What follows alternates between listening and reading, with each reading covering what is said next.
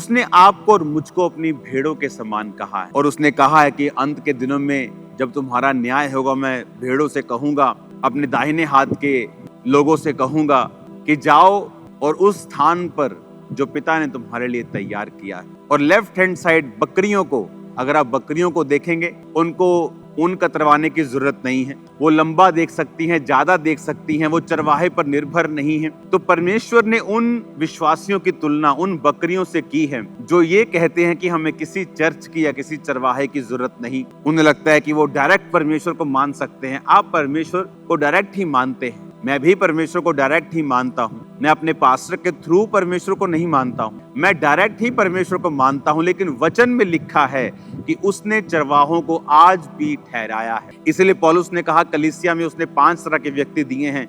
उसने प्रेरित दिए हैं, उसने भविष्यद्वक्ता दिए हैं, पास्टर्स दिए हैं, इवेंजलिस्ट दिए हैं, टीचर्स दिए हैं, जो कलीसिया जिनसे उन्नति करेगी और कलीसिया जिससे बरकत पाएगी और मसीह की जो देह है वो परफेक्ट होगी।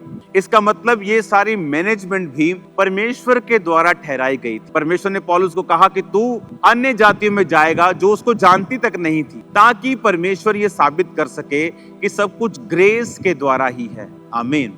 तो हम जानते हैं कि सब कुछ ग्रेस के द्वारा है, लेकिन परमेश्वर ने फिर भी चरवाहों को ठहराया है और पौलुस को एक दर्शन दिया। और वचन कहता है जो जो विश्वासी, जो जो कलीसिया पौलुस के उस दर्शन में उसके संग रहा, परमेश्वर ने उनको आशीषित किया। और फिर पौलुस ने भी कहा इस कलीसिया को कि ये तेरी सारी जरूरतें परमेश्वर स्वर्गीय भंडारों से पूरा करेगा, महिमा सहित मसीह यीशु में पूरा करेगा। परमेश्वर ने उनको आशीषित किया। क्यों? क्योंकि पौलुस जो था वो परमेश्वर के दर्शन में था। वचन कहता है कि तुम परमेश्वर के घरों में लगाए जाओगे, उसके आंगनों में फलोगे और फूलोगे। क्या है परमेश्वर के आंगन? वो उसके चर्च, वो उसके भवन, वो उसके स्थान, वो उसकी कलीसियाएं जो परमेश्वर ने बनाई और ठहराई हैं।